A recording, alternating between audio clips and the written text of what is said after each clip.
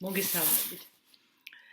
დღეს ვაპირებდი ჩამეწერა წიგნის განხილვის მესამე თავი, მაგრამ რატომღაც დავჯექი ჩასაწერად, გადავიფიქრე და მინდა დღეს გესაუბროთ სტრესზე და ჩემს სტრესულ გამოცდილებაზე.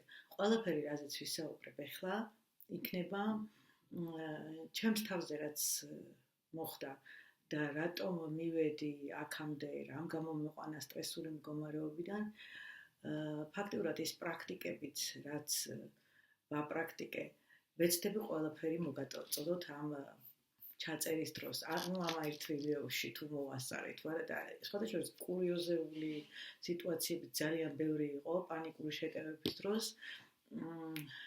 და მე მინდა გითხრათ, რომ ამ პანიკური შეტევებითაც ვიტანჯებოდი რამოდენიმე წელი.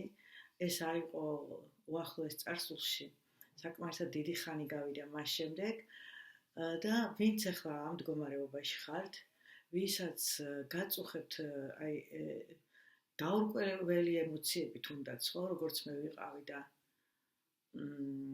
რა ემოციებიც მე მაწუხებდა, როგორ გამოხვიდეთ მდგომარეობიდან, თქვენთვის შეიძლება გახდეს ეს ჩანაწერი სამოტივაციო ვიდეოა თითქოს ერთგვარი. მაგრამ ასევე თეორიასაც მოგაწვით, რა თქმა უნდა, ხა თეორიული რატაც უნდა იცოდეთ რა არის სტრესი. მოდი დავიწყოთ იქიდან, რომ ცხოვრებაში ყოველთვის, ძალიან ხშირად, ყოველდღიურად ვაწყდებით სტრესულ სიტუაციებს. მით უმეტეს ახლა, ხო, განსაკუთრებით ეხლანდელ პერიოდში, ფაქტურად გახსნილი არ გაქვს სოციალური ქსელი და ისეთი ინფორმაციები შემოდის, რომ უარყოფითი ინფორმაციები და ყველას არა აქვს, რომ იმის უნარი და იმის აღქმა ყველას სხვადასხვანაირია და თავიდანვე დღეს იწყებან ხოლმე ესეთი უარყოფითი ემოციებით გახსნი.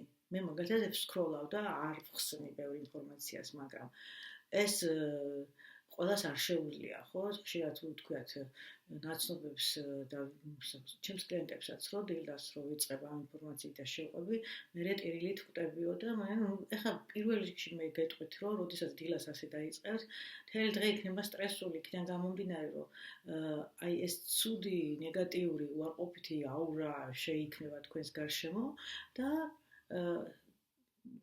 როცა ამ ფიქრში ხარ და ასეთ მუდმივად ეს გიტრიალებს მე თავში, მოიზიდავ ჩვეულებრივად ეს გავს სიტუაციებს დაახლოებით ესია. ანუ რა მინდა რომ თქვა, რომ სტრესული სიტუაციები არ გვაკლია, ყველას გვაქვს და სხვა მიზეზებით არის კიდე გამოწვეული, ხა მარტო ინტერნეტს ვერ დავაბრალებ ამ ყველაფერს. ოჯახური კონფლიქტები ხშირია, ხო? პრობლემები ფინანსებში, სირთულეები, ჯანმრთელობის მდგომარეობა, რა ვიცი, სიტუაციები მეგობრებთან, ახლობლებთან, შეიძლება მეზობელთან იყოს კონფლიქტური სიტუაცია და ღმერთმა დაიფაროს კიდე ხშირად არის ხოლმე, რომ ადამიანი კარგავთ ან მიდის ამ ქვეყნიდან, გადის, ან შეიძლება ისე დავკარგოთ, მეგობარი დავკარგოთ, ისე რომ ურთიერთობა აღარ გქონდეს. და ერთი სიტყვით ძალიან ბევრი მიზეზი არსებობს, რომელმაც შეიძლება მიგვიყვანოს სტრესულ მდგომარეობამდე. ყველას შეგვიძლია სამაგეროთ ვისწავლოთ ამ სტრესული სიტუაციების, ჩვენი სტრესული მდგომარეობების მართვა და ეს აუცილებლად უნდა გავაკეთოთ, იმიტომ რომ თავიდან ავიცილოთ უფრო მეტი გართულებები და ჩვენი ყოველდღიური ცხოვრება არ ვაქციოთ ტანჯოწამებად, ჯუჯუხეთად. ყველაზე მთავარი, იცით, მინდა დავიწყო ეს შეხვედრა ჩვენი და ჩემი ჩანაწერი, რომ და მნიშვნელოვანია, სხვათა შორის, რაც ჩემ თავზე ძალიან მე ჩემ პირადი გამოცდილებით ამ სტრესულმა სიტუაციებმა მიმიყვანა სერიოზული პრობლემები გამიჩინა, როგორც ფსიქიკური, ასევე ჯანმრთელობის მხრივაც დამაზიანებელია. ფიზიკური სხეულზე მაქვს ახლა ლაპარაკი. ანუ რას ნიშნავს თქვენ იცით ახლა ფსიქოსომატიკა გაგიგიათ და ეს ხშირ შემთხვევაში მე ვიტყოდი 99%-ში ალბათ რა ვიცი ექიმი არ ვარ, მაგრამ რასაც უყურებ ხერხემლის ტკივილი, წნევები, თავის ტკივილი, კუჭის ნევროზს რო ეძახდნენ ადრე, კუჭის ტკივილიდან გამოწვეული ნევროზები, ძალიან ბევრი კუჭის ტკივილიც კი, აი ძალიან ბევრი რაღაცა შეიძლება გახდეს მივიღოთ შედეგად ამ სტრესებიდან გამომდინარე. ამიტომ გჭირდება სწორედ რომ ვიცოდეთ როგორ მართოთ ჩვენი თავი. ამიტომ არსებობს ემოციური ინტელექტის ცოდნაც აუცილებელია. ამიტომ არსებობს ეს ასასნაირი მიმართულება იმისთვის, რომ თუ ჩვენით ვერ ვახერხებთ გამოსვლას მდგომარეობიდან დავიხმაროთ სპეციალისტები. თუმცა მე ახლა მინდა გითხრათ ჩემი გამოცდილებიდან მაგალითები, როგორ მუშაობს და როგორ უნდა გამოვიყვანოთ თავი. პირველ რიგში მოდი ავხსნათ რა არის სტრესი. ეს არის ჩვეულებრივად სხეულში ფიზიკური და ფსიქოლოგიური რეაქციების ერთობლიობა.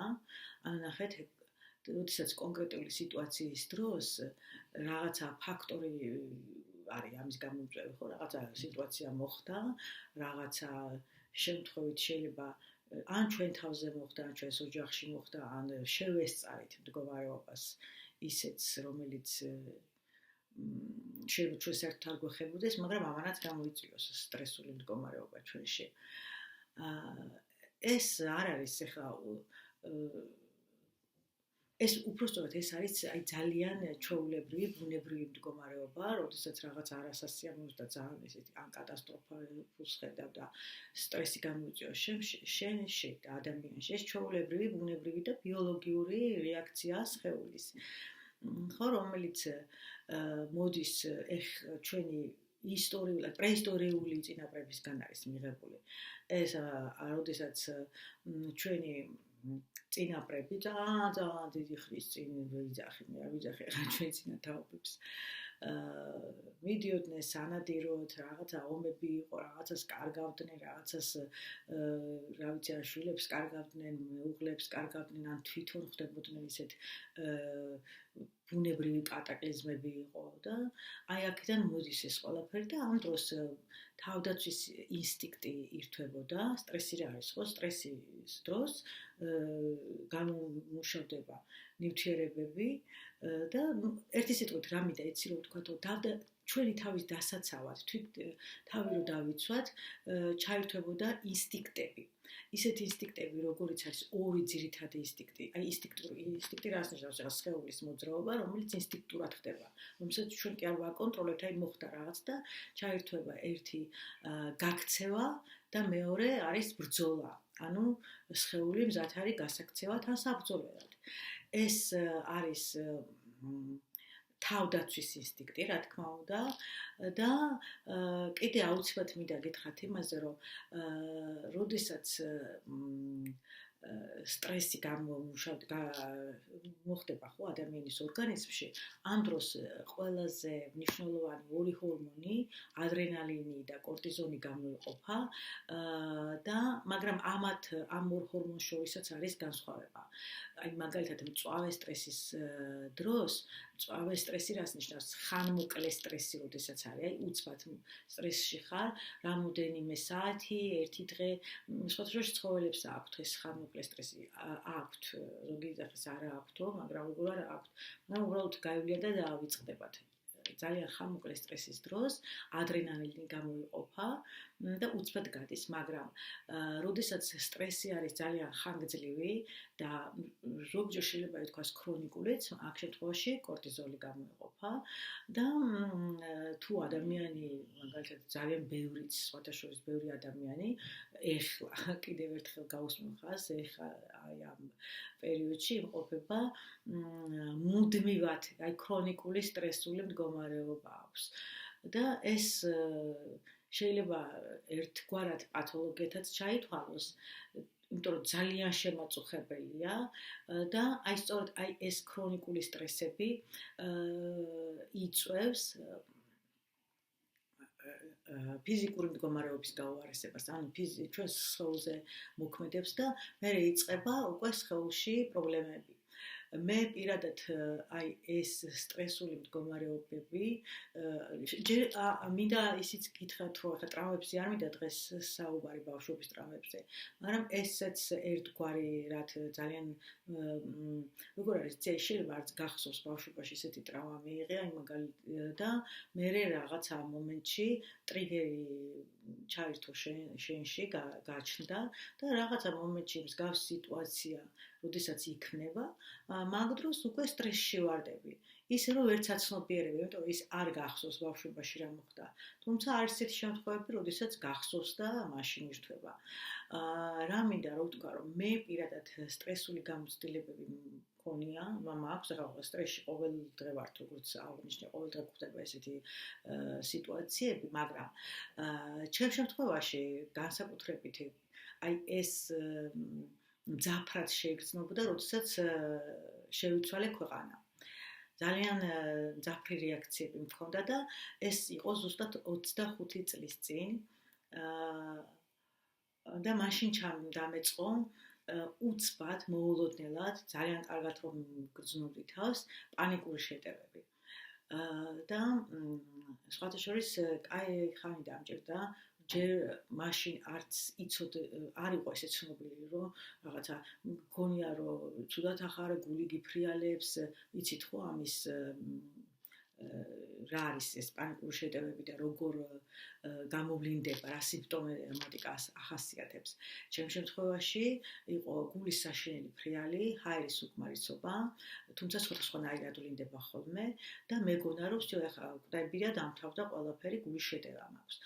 მაგრამ როდესაც მივდიოდი ექიმთან, არაფერი არ გჭირს, ყველაფერი წესრიგშია, გადაიღებ გამკვლევებს იტარებ, დადიხარ, რა ვიცი, სისტემატურად, რასაც ძალიან ხშირი ხასიათი დაერთო, იმიტომ რომ ხშირად მიწევდა, შეიძლებოდა ღამეში ორჯერ გამომეძახებინა სასწრაფო, ხო წარმოგიდგენიათ რამხელა დაჭიმულობა იყო, დაძაბულობა იყო ჩემს ორგანიზმში და თან საქმე იმაშია, რომ ზუსტად იმ დროს მემართებოდა, როცა მეგონა რომ ყველაფერი კარგად იყო.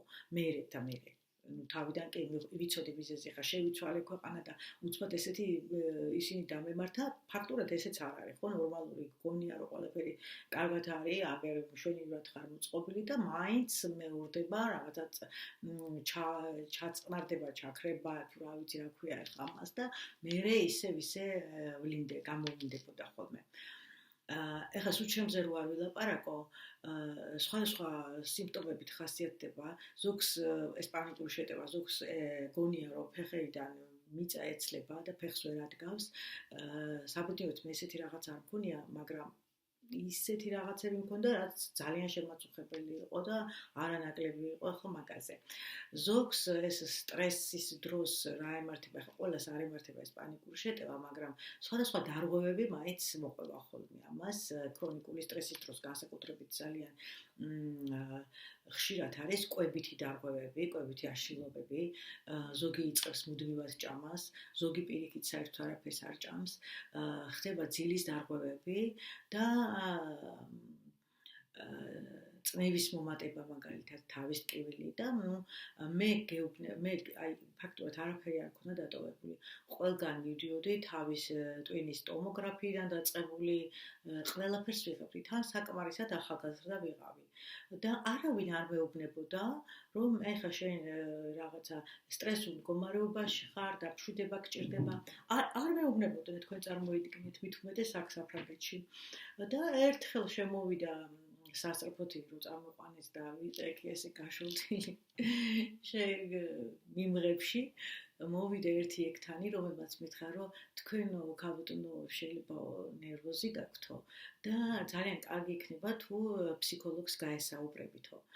და მე მოვედი სახლში, დავგუგლე, მიგუგლე, მაშინ არ იყო ასეთი ფართოდ ინფორმაციები, ყველაფერი ეს ვოვიძიე და არ დამავიწყდება ის პირველი ლექციები, რომელსაც ძლივს ვიპოვნე ინტერნეტში, უსმენდი გაფაციცებით, აღარ ვიცოდი ინფორმაციას ვეძებდი ყველგან.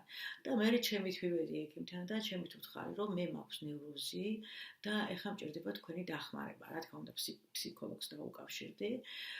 ასე რომ მაშინ მე არ მქონია წნევები, მაგრამ წნევებსაც იწვევს მერე და კიდე რა ხდება, იცით? აი გავიდა გარკვეული პერიოდი, გავიდა ძალიან დიდი დრო და მერე უკვე ასაკთან ერთად უკვე როგორ ვლინდებოდა, იცით? ნუ ხო, რაღაც გარკვეული პერიოდი ძალიან კარგად ვიყავი, აქტიური, მე საერთოდ ბუნებით ძალიან მხიარული, აქტიური ადამიანი ვარ, ძალიან ექსტრავერტი ვარ, არ ვარ მე ინტროვერტი, არ ვზივარ სახლში, არასოდეს სულ მუდმივად მოძრაობაში და მუდმივად რაღაცა სულ საქმეში ვიყავი. და ძალიან როცა კარგად ვგრძნობდი თავს, მაგალითად, აი სავახშმოდ ვიყავი მეგობრებთან ერთად რომელიმე რესტორანში და ბედნიერი ხარ და ამ დროს გერთვება რაღაცა საშინელი შფოთვა გეწყება, საშინელი შეგრძნებები, თითქოს აღარაფერი აღარ გინდა, რაღაცა გინდა რომ გაიქცემეს, სულ მქონდა გაქცევის ინსტინქტი. და თქვენც ახლა შეგიძლიათ დააკვირდეთ თქვენ თავს სტრესულ მდგომარეობაში, რომელი ინსტინქტი ირთვება თუ ძალიან ბევრი შეიძლება ჩართოს, ორი საბაზისო ძირითადი კითხავით გაქცევა და შეგრძნება, მაგრამ სხვა რაღაცებით ირთვება, არის რომ ადამიანი შეიძლება დამალვა უნდოდეს, შეიძლება ჭამა უნდოდეს, წეღანმახსენებება, შეიძლება რა ვიცი აგრესია ქონდეს ისეთი ან ყვირილი უნდოდეს, წივილი უნდოდეს და სხვათა შორის მაგ დროს ეს ინსტინქტები ძალიან მნიშვნელოვანია, რომ არ უნდა მოგერიდოთ, იცით, თუ ყვირილი გინდა უნდა იყო, ახლა თუ გარეთ ხარ და ხალხში ხარ, რა თქმა უნდა, ახლა ყვირილ წივილს ვერ ატეხავ და ვერც სხვა ისეთ რაღაცას აგრესიისგანაც თავი შეკავება მოგიწევს, მაგრამ ამისთვის არსებობს სწორად თერაპიული მუშაობები, სხვა ტექნიკები, სხვა მიმართულებათან. არ არის მხოლოდ და მხოლოდ რომ აი ერთი მიმართულებით შეგიძლია ეს გააკეთო და ყველაზე თვის შეიძლება ის რაც ახლა ჩემთვის იყოს სასარგებლო და კარგი, შეიძლება სხვას არ გამოადგეს, მაგრამ უნდა ცადოთ ყველაფერი. ყველაზე კარგი მაინც ამ საქმეში ის არის, რომ ეს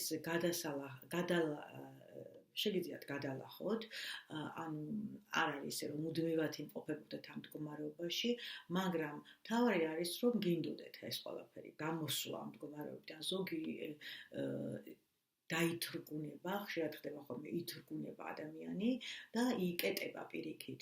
იმიტომ რომ ხო არის დამალვის ინსტინქტიც, დაძინების ინსტინქტიც არის, ზოგს სულ უნდა რომ ეძინოს, ჩამოუშვებს ფარდებს, ჩამოაფარებს, დააბნელებს ოთახს და ეს უკვე გადადის გადასულია დეპრესიაში. ეს დეპრესია მე ვერ დავარქვევ სახელს დეპრესიას, მაგრამ შეიძლება განვითარდეს დეპრესიაც. არ არის გამორიცხული. რაც შეეხება ფსიქიკურ აშლილობებს, ეს სერიოზული აშლილობები კიდევ უფრო სხვა თემა და დიდი თემაა.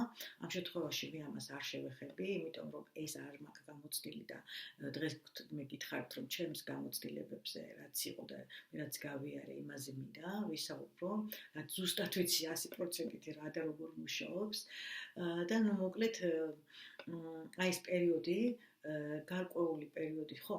მე გეტყვით იმასაც, რომ დამჭირდა მედიკამენტოზური მკურნალობაც და სხვათა შორის იმდენად შემაწუხებელი იყო ეს შფოთვა ჩემთვის. მაშინ ვერ ვარქმევდი სახელს რა იყო. არ ვიცოდი ამდენი და მე გავიაზრე, რომ ეს იყო შფოთვა და შფოთვა სულაც არ არის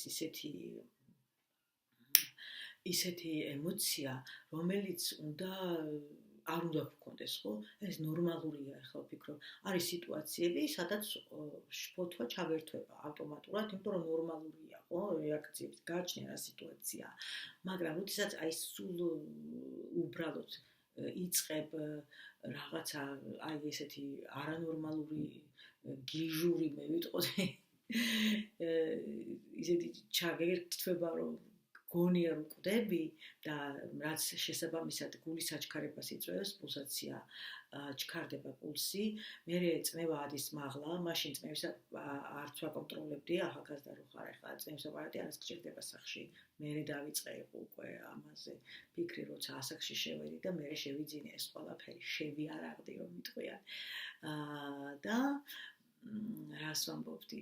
ნუ ერთი სიტყვით 60 წმენდილზე რო იტყვიან, ცბად რო ჭკვიდან გადადიხარ, გონია რომ ჭკვიდან უნდა შეიშალო და ვაი რა მიშვილება, აი ეს არ არის უკვე, ხო, ნორმა აღარ არის ნორმა, თორემ არის ისეთი მომენტები, რომ კი რეაქცია უნდა გქონდეს ადამიანს, ხო, რაღაც ახლობელ ადამიანთან კონფლიქტი რომ მოგივა, ან პარტნიორთან დაშორება ხდება, ან დაკარგავს საყვარელ ადამიანს, რა თქმა უნდა, მაგ დროს ხა ნორმალურია ეს შფოთვაც, ეს სევდაც, ეს რაღაცა ბრჭყალებში რო თქვა ცუდი ემოციები, ცუდი რატო იცი, იმიტომ რომ ემოცია ცუდი და კარგი, მე ვფიქრობ, რომ არ არსებობს, ყველა ემოცია ძალიან მნიშვნელოვანია. ასე რომ, ნუ მოკლედ, გავაგრძელებ ახლა და თან პერიოდულად ჩავთავ ხოლმე ასევე ჩემს გამოცდილებებს და ტექნიკებს ბოლოსში მოგაწვით. და ნუ მოკლედ, ხო, რამიდა იცით რო გითხრათ, ძალიან ბევრი ფიქრი არ მიყვარდა. მე არასოდეს არ ვიყავი ნეგატიურად მოფიქრა, არ ვფიქრობდი ნეგატიურად, ყოველთვის მქონდა განწყობაც პოზიტიური, ყოველთვის მქონდა იმედი, არასოდეს არ ყოფილვარ იმ სიტუაციაში, რომ ან რაღაცა ცუდი ნეგატიურზე მეფიქრა, ან რომ ვაკვირდები, მერ და მერე გავიაზრე ეს ყველაფერი. საერთოდ არ მქონდა ხოლმე ნეგატიური აზროვნების ტიპი არა ვარ, ეგ ტიპაჟი არა ვარ. მაგრამ ეს სტრესული მდგომარეობები ძალიან მააშფოთებდა. ეგ რომ მეწევა თქვი რომ მეგონა კარგად ვიყავი, ამ 60 წელზე მიმართებოდა, კი ბატონო, ჩემს ცხოვრებაში ყველაფერი რომ დაალაგებული იყო, ძალიან ხშირად მომდიოდა, მაგრამ მე დამჭირდა ფსიქიატრის ჩართულობა, დამჭირდა, იმიტომ რომ მე თვითონ მოვითხოვე, არავინ არ მაგზავნიდა და არავინ თვითონ ფსიქოლოგმაც გადაწყვეტა, რომ არ მჭირდება, მაგრამ მე თვითონ ვთხოვე, რომ ძალიან მიჭირს მე ვთხარი ამ მდგომარეობასთან გამკლავება, იმიტომ რომ ყოველ ღამე შეიძლება ადამიანმა სასწრაფო დახმარება გამოიწახოს, ძალიან დამღლილია, რა თქმა უნდა და ვთხოვე, რომ მოდი ჩავთოთ მედიკამენტები და მედიკამენტებს თქვენი იცით ხო, რომ ფსიქოლოგები არავითარ შემთხვევაში ამას არ დაგენიშნავენ და არც არანაირი უფლება არ აქვთ მათ არ ეხებათ, მაგრამ გადამამისამართეს ფსიქიატრთან, ჩემივე მოთხოვნით, თუმცა აქვე მინდა გითხრათ, რომ საქართველოში ძალიან დიდხანს იყო, ალბათ ეხლაც არის, რომ აი ფსიქიატრის ხსენებაზე ცუდად ხდებიან. რა ფსიქიატრი კაცო, რამე კი არა ვარ, ისეთი კი არა ვარ, გიჟი კი არა ვარ და რაღაცა ზუსტად ესეთი რეაქციები აქვს. მე თავიდანვე ვიცოდი და გააზრებული მქონდა, რომ აქ ნუ მოვიძიე ინფორმაცია და იქიდან ვიცოდი რა თქმა უნდა, თორე ჩემს ბავშვობაშიც ფსიქიატრთან მხოლოდ და მხოლოდ გიჟები ბრჭყალებში არ მეყვარს ეგ სიტყვა, მაგრამ რა ვიცი ახლა რაღაცა უფრო იმითი ვახსენებ რა. დადიანო, თუმცა გიჟებს მე არ ვთვლი, არავინ არ არის ჩემს თვალში ეს ამ სტატუსის მატარებელი, არც ერთი ადამიანი დედამიწის ზურგზე და ამაზე სხვა დროს ვისაუბრებ, რატო ვთვლი ესე. ერთი სიტყვით, საქართველოში როგორ არის ნევროპათოლოგი და ამ დროს საერთოდ არ ეხება ნევროპათოლოგს შენი ნევროზი. რაღამ ნევროზი ქვია, არ ნიშნავს, რომ ნევროპათოლოგმა უნდა გიმკურნალოს. ასე რომ ფსიქიატრმა დამინიშნა წამლები და გადაჭარბებული დოზით მე ვიტყოდი. თუმცა ახლა სიმპტომატიკა თავიდანვე ალაგდა და მე გავხდი დამოკიდებული ამ ანტიდეპრესანტებზე. ეს ძალიან რთული პერიოდი იყო, ურთულესი პერიოდი იყო ჩემ ცხოვრების. გარდიდან ჩანდა ყველაფერი დალაგებული და დავარცხნილი, მაგრამ ჩემს შიგნით ხდებოდა, ნუ არ ვიცი, ჯოჯოხეთი. ჯოჯოხეთი ხდებოდა, ყველას უყვირდა გარშემო მყოფებს, ვინც მიცნობდა, ვინც გაიგო და ვინც იცოდა. მე არც მალავდი არასოდეს და ამაში ვერაფერს ისეთ ცუდს ვერ ვხედავ, ცუდს რა, დასამალს ვერ ვხედავდი ყოველ შემთხვევაში. თუმცა იმ დროს ამაზე, ამ თემებზე არ ლაპარაკობდნენ, არ საუბრობდნენ და ძალიან უჭირდათ ხოლმე ამის აღიარება. მაგრამ მე ყოველთვის ვიღებდი ჩემს ამ მდგომარეობას, როგორც მაგალითად აქტივდეს ადამიანს კუჭი, ან აქტივდეს რაღაცა სხვა რამე დამალა, რა ვიცი, რა არის მანდ ისეთი, ყველა ადამიანი შეიძლება რაღაცას ტკიოდეს და ესე დამემართა. ხო, ძალიან ბევრი დამჭირდა მე მუშაობა ჩემ თავზე რომ იმისთვის რომ ეს მედიკამენტები, რაც დამინიშნეს, ნელ-ნელა შემემცირებინა და მე გეტყვით რომ ეს მედიკამენტები როდესაც არის ადამიანი დამოკიდებულება ჩნდება ფსიქოტროპიულ მედიკამენტებზე, ანტიდეპრესანტებზე, რა თქმა უნდა, ჩნდება. მაგ დროს როგორ არის ეს ადვილად თუ ვინმეს სწავლებს არ მოხსნათ არავითარ შემთხვევაში, იმიტომ რომ უარესი შედეგები შეიძლება გამოიწვიოს და თან იმასაც გეტყვით, რომ თუ თქვენ ვერ აკონტროლებთ თქვენს ემოციებს, თქვენს მდგომარეობას, ერთი სიტყვით, თავიდან დაიწყეთ ფსიქოლოგით. ან რა ვიცი, 1000 ხო ვახსენე წეღანას 1000-ნაირი მიმართულებით მუშაობენ ადამიანები ახლა და ძალიან კარგია თუ მიმართავთ სპეციალისტს, მაგრამ თუ სპეციალისტი ჩათვლის საჭიროთ რომ მისამართოთ, ანუ გაგიშვათ ფსიქიატრთან, არ არის ეს პრობლემა. იქიდანაც გამოვხვალთ. მაგრამ ნახეთ, ჩემმა ფსიქიატრმა წამლები დამინიშნა, მაგრამ არანაირი სხვა მუშაობა არ მიდიოდა ჩემთან, სანამ მე თვითონ არ დავიწყე ჩემ თავზე მუშაობა. სხვა კურსები დავიხმარე. პირველად ხა ქართულ ენაზე არ იყო ამდენი არც კურსები ხა ყველგან ყველაფერი აბსოლუტურად ნებისმიერი მიმართულებით შეგიძლია ისწავლო და მოკლედ გაცნობიერდე. მაშინ არ იყო ესეთი სიტუაცია და რუსულენოვანი მასალა იყო, მასწავლებლებიც კურსებს აკეთებდა, ისიც ძალიან იშვიათი იყო, ბევრი არ იყო, მაგრამ დავიწყე თავიდანვე სწავლა. და დავიწყე ჩემ თავზე მუშაობა, მაგრამ იმდენად ვიყავი დაინტერესებული ფსიქოლოგიით, თვითონ მე არ ვარ ფსიქოლოგი, მაგრამ შევისწავლე ძალიან ბევრი რამე. და ჩემ თავზე მუშაობით ისე გამოვედი მდგომარეობიდან და ისე კარგად გრძნობდი თავს, მე ისედაც ვთქვი, რომ ძალიან აქტიური ვიყავი, ძალიან პოზიტიური მიხარდა სიცოცხლე, აი იმ პერიოდშიც კი, როდესაც აი ესეთი ცუდად ხდებოდი ხოლმე, გამოვიდოდი თუ არა მდგომარეობიდან, სიცოცხლე მიხარდა, მიყვარდა, ანუ არასოდეს არ ვიძახდი, რომ არა ეხლა მე დავწვევი და ჩამოვაბნელებ ფარდებს, არა, ეს მდგომარეობა არ მქონია, მაგრამ მაგ მდგომარეობიდანაც შეიძლება გამოსვლა. ანუ ეცადეთ რომ არ დაწვეთ. აი თუ შეატყობთ რომ ან შფოთვა გააქვს, ან რაღაცნაირად ისეთი პანიკური აშლილობა დაგეწყო, ხო, პანიკური შეტევები, რასაც ვეძახით. მაშინაც არ არის ახლა რომ აი მაგ დროს რა ხდება იცი, ადამიანს სადმე წასვლა უჭირს, გარეთ გასვლა უჭირს სახლიდან. იმიტომ უჭირს, რომ შიში აქვს, რომ არ განმეორდეს ის პანიკური შეტევა და იქ რომ ან მიჯაჭვულობა აქვს კიდე ვინმეზე, ოჯახის წევრზე, ვინც იმ დროს დაეხმარება პანიკურ შეტევის დროს, ვინც დაეხმარება მდგომარეობას, ვინც შეუმსუბუქებს, ვინც გვერდზე ხო უნდა ყავდეთ აუცილებლად ვიღაცა. ეს ძალიან მნიშვნელოვანია, მე ვთვლი, რომ ეს უმნიშვნელოვანესია, რომ გვერდზე უნდა ყავდეთ ძალიან ახლობელი ადამიანი, რომელიც იმას ჩაჩიჩინებს და გეტყვის, უი რა გჭირს კაცო, რა არის რით ვერ ერევი შეთავს. ეს კატეგორიულად მიუღებელია, მაგ დროს ესეთ დროს ადამიანს ეგ არ უნდა უთხრა. თქვენც თუ ყავთ გარშემო ვინმე ისეთი მეგობარი ან ახლობელი ან ოჯახის წევრი, არავითარ შემთხვევაში უბრალოდ უნდა დაეხმაროთ და უნდა გაუგოთ მას, თორე მოусმინოთ რა უნდა და მოქმედოთ იმის სურვილების შესაბამისად და არა ის, რომ აი შენ არაფერი წარჭეს ეხა და რაღაცებს იგონებ და ბევრიჯერ მსმენია, რომ აი საქმე არა გაქვს და იმიტომ აკეთებ ამას, რომ საქმე არა გაქვს. საქმეც მქონდა, დაკავებულიც ვიყავი, ჩემი ჰობი ყოველთვის მქონდა, მუდმივად პროცესში ვიყავი, ჩართული ვიყავი ცხოვრების ფერხულში თავიდან ბოლომდე, ბავშვებიც პატარები იყვნენ და იმათაც სჭირდებოდათ ძალიან დიდი ყურადღება, მაგრამ მაინც მქონდა ეს შეტევები.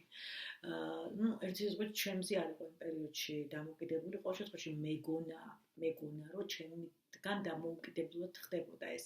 სანამ არ შევისწავლე მთლიანად და საფუძვლიანად ეს ყველაფერი და ოღონდ ამ შესწავლას დაჭირდა ბევრი წლები და დღემდე ვსწავლობ, დღემდე ახალ ინოვაციურ კურსებს და რაღაცებს, რა თქმა უნდა, არ გამოვტოვებ არაფერს ხოლმე.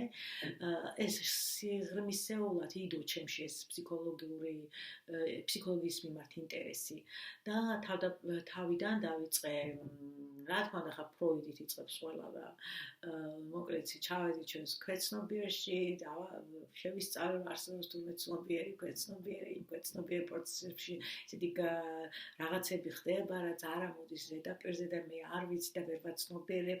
მე უამრავი კურსი მაქვს გავლილი და როდესაც უკვე მზად ვიყავი, დაახლოებით 10 წლის წინ უკვე გადავწყვეტე, რომ მე თვითონაც 10 არა, 9 ალბათ და სხვებსაც დავხმარებოდი და ძალიან ინტენსიური მუშაობა. უკვე ძალიან კარგად ვიყავი, წლების განმავლობაში ხო 10 წელი ისე იყო, რომ საერთოდ არ განმეორებულა პანიკური შეტევა. დღემდე არ მეორდება, მინდა გითხრათ, მაგრამ გეტყვით ამასაც რისი წყალობით, ხო? მოგიყვებით ახლა ყველაფერს. ანუ ნახეთ რა ხდებოდა. დავიწყე მუშაობა იმ პერიოდში, როდესაც უკვე გავხდი ტრანსფორმაციული კოუჩი, ჩემი თავზე, როდესაც უკვე ეს ყველაფერი გავიარე, მე ვიმუშაობდი მეტაფორული ბარათებით, საგვარეულო პროგრამები შევისწავლე, ძირფესვიანად, არტ თერაპია ძალიან დამეხმარა და თქვენ წარმოიდგინეთ, ხატვაც კი დავიწყე, იმიტომ რომ ხატვა ეს არ იყო ახლა ეს არტ თერაპია სხვა არის და ჩვეულებრივი ხატვა სხვა არის განსხვავდება, მაგრამ იმ პერიოდში გაიხსნა ჩემი ნიჭები, რესურსები, ახალი რაღაცები აღმოვაჩინე ჩემ თავში. მოკლედ წავედი მე რაღაცა ერთი პერიოდი დამაინტერესა ძალიან ფლორისტობის შესწავლა აქ საფრანგეთში ძალიან მოდაში იყო თან რამდენიმე წლის ეს იყო 1-20 წლის წინ მუშაობდი ძალიან ლამაზ ბუტიკში ყვავილების თაიგულები რაღაც საქორწილო ცერემონიალების გაფორმება და მოკლედ მთელ ამბებში ვიყავი რა ძალიან ისეთი ჩქეფარე ცხოვრებით ვცხოვრობდი ხო და თან პარალელურად მე ფსიქოლოგიის შესწავლა დავიწყე ძალიან კარგად მუშაობს თქვენ წარმოიდგინეთ ნეიროგრაფიკა არა მარტო სტრესებზე და შფოთვებზე ხა მე უკვე სტრესები და შფოთვები რომ მოიხსნა რა თქმა უნდა ხა სხვა რაღაცები ჩდებოდა იქ უკვე ტრავმების დამუშავებაზე გადავედი მე თვითონ გახლავართ აი ვინც არ იცის მე გეტყვით ხა რომ მე ვარ ტრანსფორმაციული კოუჩი არფით თერაპია გავიგიათ ალბათ ხო ტრავმებზე რომ მუშაობს ძალიან სიღრმისეულ ტრავმებს ამუშავებს არფითი თერაპევტი საქართველოში პირველად როდესაც ინგა ბლესმა შემოიტანა საიმონ როუზის მეთოდით არის ეს თერაპია შექმნილი თვითონ არის საიმონ როუზი არის ავტორი მან შემოიტანა ეს თერაპია საქართველოში და პირველი ნაკადი ვინც იყო მე ვიყავი ერთ-ერთი მათგანი რამოდენიმე ადამიანი ვინც შეისწავლა და ნუ არ ვიცი ეს არის საოცარი თერაპია რომელიც მთლიანად ამუშავებს ადამიანს შეცვლის აი მყისიერი პერსონალური გარდაქმნები ესე ითარგმნება არფითი აბრევიატურა ახლა ხო და მე გვერდი როდესაც ჩამოვაკეთე ჩემი Facebook გვერდი პროფესიონალური გვერდი სადაც მუშაობდი იქაც დავარქვი აქედან წამოვიდა ეს პერსონალური გარდაქმნები ხო ასევე ხო არტ თერაპევტი მეტაფორული ბარათების ოსტატი ვარ ნუმეროლოგი ასევე ვარ რა ვისწავლე კიდე რა დამავწეს მუშაობა აი ყველა აი კლიენტის მიხედვით შესაბამისად მუშაობ და ვაკეთებ ხოლმე ძალიან ბევრ პროგრამები მაქვს შექმნილი და ეხლა სად მივდივარ ეხლა რატო ყვები ამ ყველაფერს ყველაფერი არის იდეალურად გადასარევად ძალიან კარგად რომ იტყვიან მაგრამ ნახეთ 8 წლის განმავლობაში ეხლა სადაც ვზივარ ამ კრესლში არ მაშინ თავი და სხვა ოთახში ვიყავი ხოლმე მაგრამ არ ამდგარ ვარ სამართლიდან აი შეცდომა სად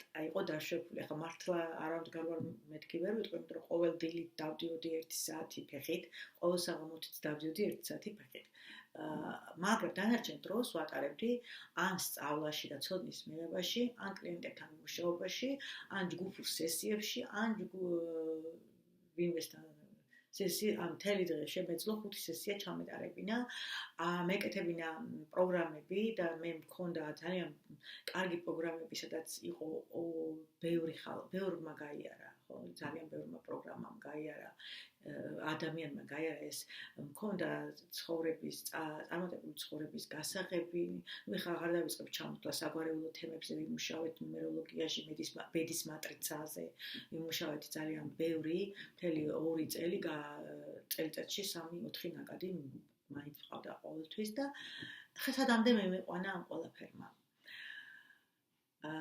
დაახლოებით 1 წლის წინ უკვე ვატყობ ჩემ თავს, რომ ამ სანამ ამაზე გადავალ გეტყვით, რომ მანამდე რაღაცა ხან წელის ტკივილი მქონდა, ან თავის ტკივილი მქონდა და ვიძახდი, რომ მიუხედავად იმისა, რომ აი ამხელა ცოდნა მაქვს და ძალიან კარგად ვიცი, რისი ბრალიც არის, მაინც მქონდა ის ინსტინქტი, რომ თავი დამეცვა და რაღაცნაირად, იმიტომ რომ ხო მეორადი სარგებლებიც არის, რა, მე ხო მინდოდა და მე ხო მიყვარს, რასაც ვაკეთებ და არ მინდოდა ამ საქმისთვის თავის დანებება. ჩემს ხელს რომ იტყვიან ვაძალებდი, გაეკეთებინა. ანუ უნდა ეს გაცნობიერებლად კი არ ხდებოდა, ეს ხდებოდა გაუცნობიერებლად. ანუ სხეულზე ძალადობას ვეძახი, ხა მე ამას ვაძალებდი, რომ ჯარიყო და ემუშავა. მაგრამ ეს მუშაობა, მე პირდაპირ გეტყვით, რომ ჩემთვის ეს მუშაობა ის კი არ იყო, რომ აი ადამიანი რომ მიდის სამსახურში და აი მე ვიღლები და არ მიყვარს და არა, პირიქით ეს იყო ჩემთვის სიამოვნების მომცემი. ეს სამუშაო ჩემთვის იყო, აი რა ვიცი, ვგიჟდები ჩემს პროფესიაზე და ძალიან მიყვარს მე ეს ჩემი სულით და გულით ეხაც ერთი სული მაქვს, როდის გამოვჯამრთელდები, კვლავ დავბრუნდე ჩემს ჩვეულ ფორმაში. ხო, წინასწარ ვთქვი, ხო, გამოვჯამრთელდები, იმიტომ რომ არ ვარ ჯამრთელად ეხლა ამ წუთში. ხო და მოკლედ დღეს ჭორაობის დღე მაქვს, მაგრამ ასევე წერან დასაწყისში ვეკითხავთ, რომ мотиваციისთვის ძალიან კარგია, ვინც ამ გზას გადის. რას ვამბობდი? ანუ იმდენი ვიმუშავე ბჭყალებში, იმიტომ რომ ეს ჩემი სიამოვნებაც იყო ერთგვარი, რომ ჩემს ხელს არ მივაქცია ყურადღება. მეგონა რომ ვაქცევდი, მაგრამ მაინც ბოლომდე უნდა მიყვე რა, უნდა დაუჯერო ხა შენს ხელს, არ შეიძლება ესე რომ კი, პასუხისმგებლობის აღება არის, რა იცით, მარტო შენ თავზე კი არ მქონდა პასუხისმგებლობა, ადრე მე მქონდა ჩართული ყველაზე გარშემო, არა მხოლოდ ოჯახის წევრებზე, არამედ ყველა ადამიანზე გარშემო, ესეც ერთგვარი პროგრამა იყო ჩემი, რაზეც მუშაობდი, რა თქმა უნდა, შევანელე ეს ყველაფერი დაბალი დოზით ამაქვს უფრო, მაგრამ მაინც მაქვს დარჩენილი, კიდე მაქვს სამუშაო. იმიტომ რომ თუ კი ვინმე ჩემს გარშემო ადამიანები ყველაზე მერთვებოდა მზრუნველობის ინსტინქტი. ანუ ინსტინქტურად უნდა მეზრუნა მასზე და პასუხისმგებლობას ვიღებდი ისეთ ადამიანების ცხოვრებაზე.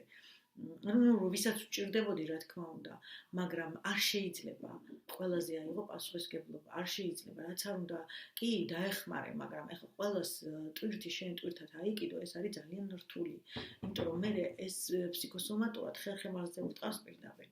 ანუ რომ მე როდესაც დამეწყო წელის ტკივილი და მივხვდი, რომ ეს ჯდომაც მუდმივი სავარძელში ჯდომა არ შველოდა დილით 1 საათი და საღამოს 1 საათი, რაღაცა სხვა მოიმოქმედონდა. თუმცა მანამდე მე სპორტ დარბაზებშიც დავდიოდი და ყველაფერს ვაკეთებდი ერთ სიტყვით, მაგრამ მე ვთვლი, რომ ბოლომდე მაინც არ მივაქციე ჩემ თავს ყურადღება და ზოგადად ისეთი ადამიანი ვარ და ესეც არის, მაგაში არ მეპარება, დარწმუნებული ვარ, რომ ყველა ადამიანი რომ იტყვიან თავის თავს თვითონ უჩალიჩებს. ესეა, შენ თუ არ გინდა შენ როგორც ცხოვრობდა, როგორც ცხოვრებასაც უყვეთა სამყაროს, ისეც იცხოვრებ. შენი აზრებით, შენი აღქმებით, შენი რწმენებით, შენი ფიქრებით და ყველაფრით ამით. ხო და აი ისი თქმამი და იცით. არ ვნებდებოდი, მაინც მთელი დღე შემეწვა ესე მემუშავა და ნელ-ნელა წელსკივრის დროს ხან ექიმთან მივიდოდი, რა თქმა უნდა, ვფიქრობდი, რომ ყველა ადამიანს აქვს ხო ეს ხა ყველა არ არსებობს ადამიანი, რომ რაღაცა პრობლემა არ ქონდეს. მიუხედავად იმისა, რომ გარეგნულად აუხლი კარა პოზიტიური ხარ, კარგია გადასარევი, მშვენიერი. მაგრამ ის ტკივილი რაღაცა ყოველთვის ყველა ადამიანს რაც აქვს, ისევე ანალოგიურად მაქვს მეც, ხო? და უცებ რაღაცა სიმპტომს უმკურნალებ ძირეულად არ ჩადიხარ სიღრმეებში, თუმცა სამედიცინო მხრივ მე არ დამეკლია ჩემი თავისთვის ყურადღება, მედიცინის სულ დავდიოდი და სულ ვიკვლევდი ყველაფერს, თუ კი პატარა რამე ამტკიდებოდა, მაგრამ იცით რა მინდა გითხრათ, რომ ფსიქოლოგიური მომენტი ყველაზე მნიშვნელოვანია. მე ხო ვიცოდი, რომ ეს არ უნდა გამეკეთებინა, მაგრამ ისიც ვიცოდი, რომ მეორადი სარგებელი მქონდა, იმიტომ სიამოვნებას ვიღებდი ჩემი პროფესიისგან, ფულს ვიღებდი და რა მოხდა მე ხო არაფერი აღარ ვფიქრობდი იმაზე, რომ რა უნდა ჩემს სხეულს. ამ დროს სხეულს უნდა დასვენება, სეირნობა, რა ვიცი, განტვირთვა ამ ყველაფრისგან. ნუ მოკლედ, იქამდე მივიყვანე ჩემი თავი, რომ სერიოზული პრობლემა შემექმნა ხერხემლის. და დღემდე ვერ გამოდივარ მდგომარეობიდან, ეხა ამ წუთას ხო ძალიან დიდი ხანია უკვე ზაფხულის მერე, არა, ჯერ გაზაფხული, ხო, 1 წლის წინ, დაახლოებით 1 წლის წინ დამეწყო ხერხემლის ზედა მალების მდგომარეობა არ მქონდა კარგად, ანუ როგორც ხდება ხოლმე, ხო, ქრონიკული arthritis და ამას ემატება დისკების ცვეთა და ნუ მოკლედ მარცხენა მხარე ძალიან მქონდა გათიშული. ვიმკურნალე რა თქმა უნდა, მაგრამ თან ჩემს საქმეს ვაგრძელებდი. ვხატავდი, ვიჯექი, პრინციპში ვსწავლობდი, კურსს გავდიოდი, კიდე 1 წლიანი კურსი ავიღე კიდე დამატებით ართ-თერაპიაში.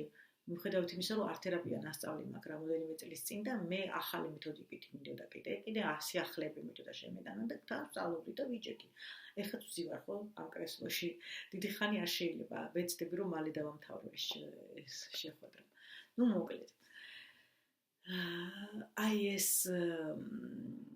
ამ ყველაფერმა 2 თვის მანძილზე მხარი მდგიოდა, მაგრამ მე ისევ გავაგრძელე ჩემი საქმიანობა. სანამ ამის ტკივილს დაიწყებდი, შინაგანად ვგრძნობდი ამ ყველაფერს, იმიტომ რომ ყოველთვის ვგრძნობ, ჩემს ინტუიციას ძალიან ვენდობი და ვგრძნობ და კავშირი მაქვს ხოლმე ჩემს შინაგან შეგრძნებებთან წინასწარ. სანამ რაღაც გამოვლინდება, ვიცი რომ ესე უნდა მოხდეს. ასე რომ მე მაინც მივაყურადე გვერდზე მივჩქმალე ეს ყველაფერი. არ მინდოდა რომ მეღიარებინა, იმიტომ რომ არ მაწყობდა. მინდა რომ ვიყო სულ ახალგაზრდა, ამ დროს ასაკით გემატება და იმას კი ვერ გრძნობ, რომ აღარ ახარის 25 წლის ან 30 წლის, რომ ის ადვილად გადალახო, ხო, ეს ყველაფერი. გამოძრე ადვილად ერთი სიტყვით. ხო. ეს პარალელურ რეჟიმში ვიმუშავე, მაგრამ უკვე ვატყობ, რომ ვეღარ ვაკეთებ იმდენს, რამდენსაც ვაკეთებდი თუნდაც 2 წლის წინ, 5 და 6 წლის წინ, აღარ მაქვს ამას საუბარი და 10 წლის წინ რაც ხდებოდა, მაგრამ და ამ ყველაფრის ფონზე ისევ დამეწყო შფოთვები. შფოთვა, მაგრამ ეხლა უკვე ვიცოდი, რითი უნდა გამომეყვანა ჩემი თავი და ამას რა თქმა უნდა მარტივად გავუმკლავდი. ხო, ის გითხარით, ხო, რომ მედიკამენტების დამოკიდებული რო ვიყავი, მაშინ მალევე 2 წელიწადში დავანებდი. არა, 2-3 წელიწადი ვიყავი და დავანებდი თავი ექიმის მეთვალყურეობით და ტექნიკური მუშაობით, ჩემ თავზე მუშაობით. ძალიან დამეხმარა ყველა ჩემი მასწავლებელი.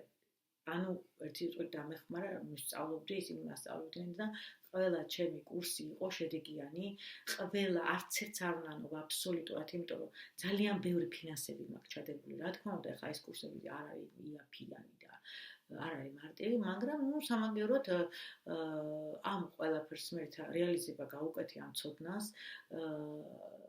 უკან გიბრუნდება გამოჯამრთელდები, მე ახლა რეკლამას კი არ ვაკეთებ ამ კურსების, მე არ ვიცი ეს თქვენი გადასაწყვეტია, ვირას აირჩევთ და ვინ როგორი განიკურნებით, მე გიყვებით უბრალოდ ჩემს ისტორიას ახლა.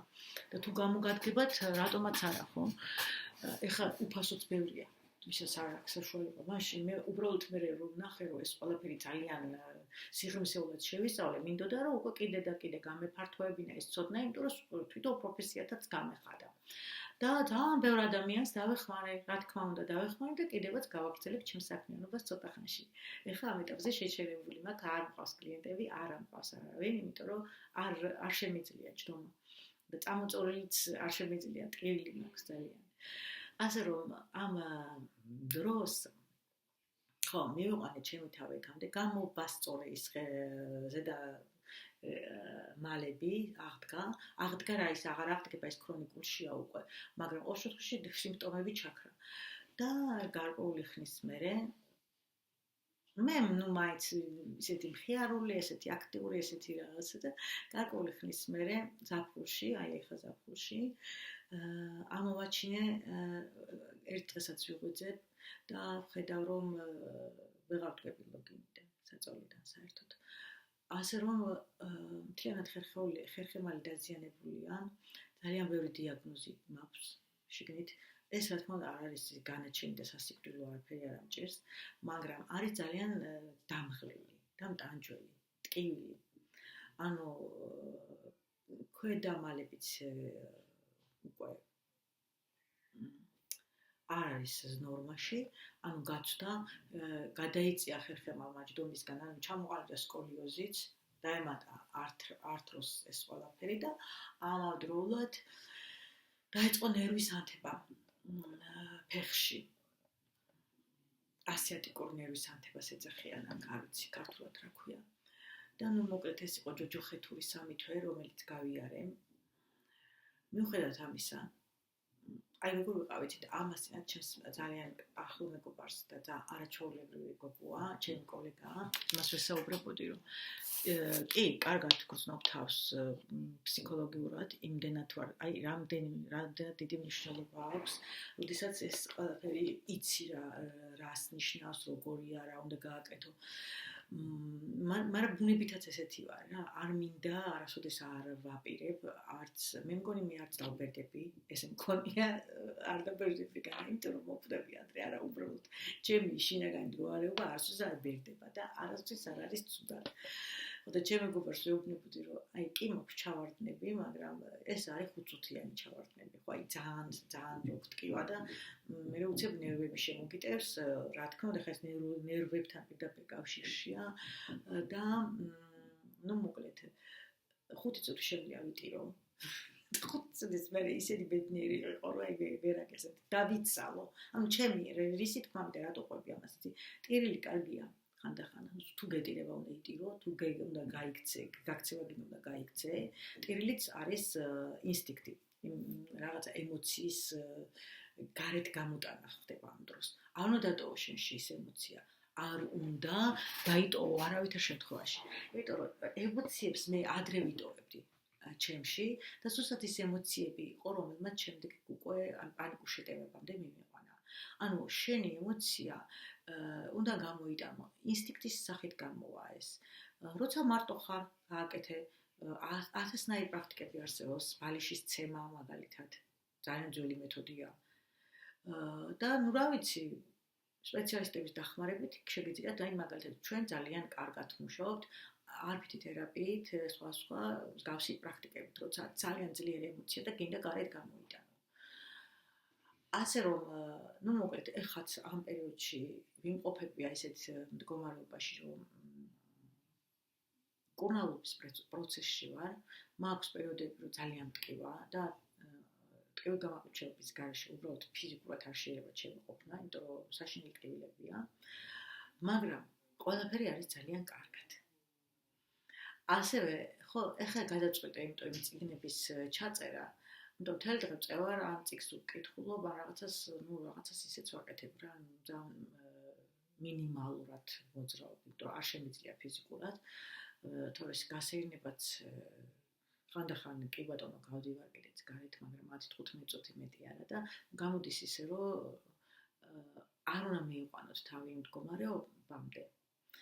არავის არ გირჩევთ, რომ აი ამ მდგომარეობამდე მიიყვანოთ თავი, ისევ თქვენზეა ყველაფერი დამოკიდებული რა. ბევრი ფიქრი მე არ მიყვარს იმაზე რომ აი რაღაცა ცულზე ვიფიქრო, ან წარსულზე ვიფიქრო. წარსული ისეთი რაღაცაა, რომ უნდა დაამუშავო ესეც და აპატიო, გაუშვა თუ რამე წენები გაქვს. ნუ ყველაფერი დამუშავებადია. ანუ შენ შეგიძლია თუ ყველაფერზე იზრუნო შენ თავზე, ისე რომ შემოაბრუნო სამყარო შენსკენ. ასე რომ ყოველდღიური სტრესები ვისაც გაქვთ, არ არის ისეთი საგანგაშო, მაგრამ როდესაც სტრესი გადადის ქრონიკულში, აი მაშინ უკვე როდის ფიზიკურ სხეულზე გადავა და გაითვალისწინეთ ეს აუცილებლად. კიდე ძალიან ბევრი მინდოდა მე მომეყოლა, მაგრამ ნახეთ რას ვიზავ, ეხლა გავწყვიტავ ამ ვიდეოს, იმიტომ რომ დიდი გამოვიდა, საყურებლათაც არ იქნება მარტივი და შემდეგ ვიდეოს ჩავწერ აუცილებლად. თუ ეხლა გავაგრძელო, არც კი ვიცი. როგორ უნდა გამოხვიდეთ, აი რა ტექნიკები არსებობს ამისთვის, რა უნდა გავაკეთოთ იმისთვის, იმ პერიოდში, როდესაც მაგალითად სტრესი გაქვს, ხო? მთლიანად რომ განთავისუფლდე სტრესებისგან, წაღანაც ვთქვი, რომ ყოველთვის ხდება სტრესული მდგომარეობა და ეს მისგან განთავისუფლება, ჩათვალეთ, ეს არის ილუზია, არ ხდება განთავისუფლება. და გარკვეულ სიტუაციებში კიდევ ერთხელ ვიმეორებ, რომ ეს არის სასარგებლო კიდეც, მაგრამ მოგიწევთ უკეთ გაიცნოთ თქვენი თავი და შეისწავლოთ იმისთვის, რომ რა გაყენებს, აი რა არის ის კაუჭი, მოდი რა დავახოთ, ტრიგერი, რა გატრიგერებთ, ხო? რა როგორი სიტუაციები მოქმედებს თქვენზე ცუდად. იმიტომ რომ უნდა შეინარჩუნოთ თქვენი სიმშვიდე ყოველთვის ნებისმიერ სიტუაციაში. ასევე ხო მინდა გითხრათ რომ გონება უნდა გქონდეთ იმისთვის მომზადებული, რომ ადვილად გავიკვავდეთ რთულ სიტუაციებსაც. მე დღეს აღარ შევეხები იმ რთულ თემებს, რაც ჩემს ცხოვრებაში მოხდა. და რა არის კიდე, აი ხა კი მე ვისაუბრე იმაზე ჩემ მდგომარეობაზე, მაგრამ ძალიან ბევრი ფაქტორი არსებობს იმისთვის, რომ დღეს მე ზოგიერთი ადამიანი ჩემს ადგილზე ახლა უფრო ცუდ მდგომარეობა, ბევრად ცუდ მდგომარეობაში იქნებოდა და ჩაწერის თავი კი არა, არაფრის თავი არ ექნებოდა, მაგრამ მე ეს ყველაფერი შევძელი, მე შემიძლია უარყოფითი მოვლენებისგან სარგებელი მივიღო. და ეს ძალიან მახარებს, რომ მე ეს შემიძლია. კიდევ ერთხელ დავუმტკიცე ჩემ თავს, რომ მე შემიძლია. ხო, კიდე რაზე მინდოდა მე თქვა, ჩემ თავზე ვისაუბრე, მე მგონი დღეს ცოტა უფრო ნაკლებად ვაპირებდი ჩემ თავზე საუბარს და მეტი მინდოდა უფრო სტრესებზე მესაუბრა, მაგრამ არა უშავს. ესე იგი, პატარა რჩევას მოგცემთ მაინც, რომ აუცილებლად პირველი და მნიშვნელოვანი არის ის, რომ დაიცვათ თავი და გაუფრთხილდეთ თქვენს ფიზიკურ სხეულს. კარგია სულიერება, მაგრამ ერთად არის კარგი, ჰარმონიაში სხეული და სული. ჩვენ გვეუბნებიან, რომ სხეული არაფერი არ არის, სულს მიაქციეთ ყურადღება, ხო? ჩვენი რელიგია ამას გვასწავლის ფაქტიურად. მე არაფერი მაქვს საწინააღმდეგო, მე ღმერთის მწამს, რა თქმა უნდა, მაგრამ ღმერთი რელიგია კიდე ეს კიდე სხვა თემაა, მე სხვა დროს ვისაუბროთ თუ გინდათ ამაზეც, მაგრამ სხეული არის ჩვენი სულის ჭურჭელი და ამ ჭურჭელს სჭირდება მოფრთხილება. ესეც ხო არის, ამასაც ხო გვეუბნებიან. ასე რომ მოდი ისევ მაგას დაუჯეროთ ჯობია, სანამ ვართ ვიყოთ ჯანმრთელად და ბედნიერად ვიქნებით აუცილებლად. ესეც ჯანმრთელობა თუ ჩვენზეა დამოკიდებული, მაშინ რა თქმა უნდა ეს ბედნიერება ჩვენზეა მე დამოკიდებული. ხო. ტექნიკებს რაც შეეხება და ხერხებს როგორ გავუკვავდეთ, ამაზე შემდეგ ვიდეოში ვისაუბრებ, იმიტომ რომ ეხლა ეს ძალიან გამიგრძელდა და ამდენი ვინმეს ახლა ამდენი დრო გქონდეს, რომ მთელი დღე მე მისმინოს. ფაქტობრივად ვისაც გაინტერესებთ ახლა ჩემი მდგომარეობა, პატარა მონაკვეთი ჩემი ცხოვრების, რა თქმა უნდა ახლა ეს ყველაფერი ვერ მოყვები მე. არც მაგის დრო მაქვს და არც თქვენ გაქვთ კიდე ახლა ერთ ვიდეოში მთელი ცხოვრება უნდა მოყვე. მაგრამ აი ეს მომენტები, რაც ახლა გავდივარ, ნაწილობრივ მაინც გადმოგეცით. ასე რომ ალბათ თქვენ იცით მოვფრთხილეთ თქვენს ჯანმრთელობას მე ჩავწერ კიდე მეორე ვიდეოს ამ დღებში აუცილებლად და ტექნიკებს გამოგაწვდით როგორ უნდა იმუშაოთ თქვენს იმაზე რომ გამოხვიდეთ პანიკური შეტევებიდან სტრესებიდან და განთავისუფლდეთ თან მოგაწვდით ისეთ 100%-ას რომელიც ზუსტად მუშაობს და მე თქვენ გააკეთეთ არჩევანი რომელი გამოიყენოთ და რომელი არა დაგეშვიდობებით და ბედნიერ დღეს გისურვებთ ან ბედნიერ საღამოს თუ საღამოა